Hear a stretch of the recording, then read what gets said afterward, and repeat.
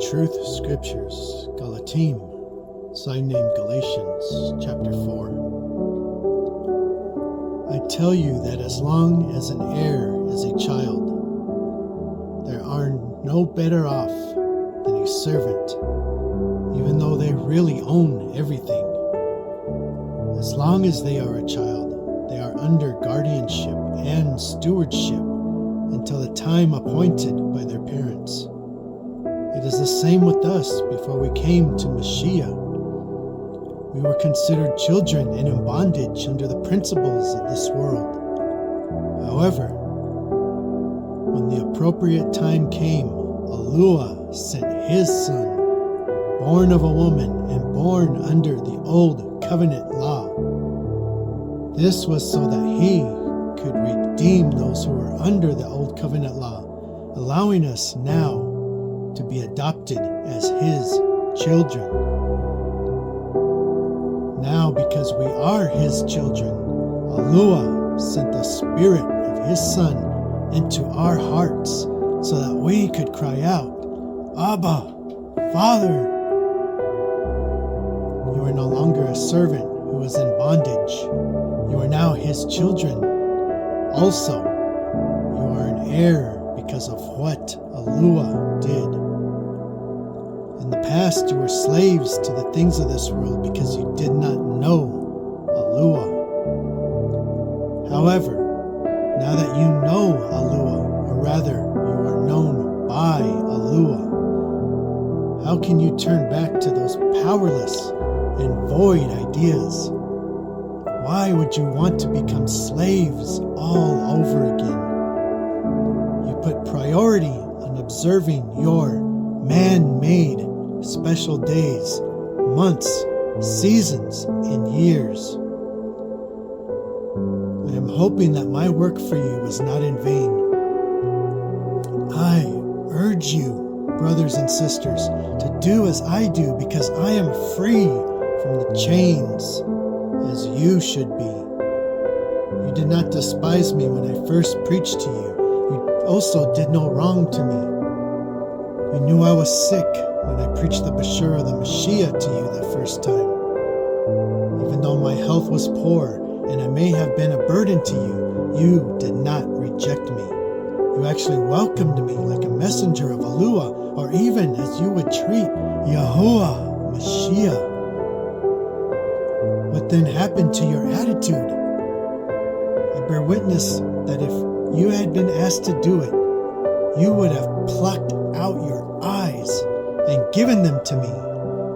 So, have I now suddenly become your enemy for telling you the truth? Those false teachers who are trying hard to win your favor are not doing it for your good. They're only trying to shut you off from me so that you will follow them down the wrong path. It is always good to be zealous for a good cause, even when I am not with you. Oh, my children, I am suffering for you until the Mashiach is formed in you. I wish I was there with you right now, so you could actually hear the change in the tone of my voice, because I am completely perplexed by you. I have a question for those of you who want to live under the Old Covenant law. Do you really understand the law? For it is written that Abraham had two sons, one by a servant and the other by a free woman. The son of the servant woman was conceived by human means, but the son of the free woman was conceived by a set-apart promise. This true story is an illustration of two covenants represented by these two women.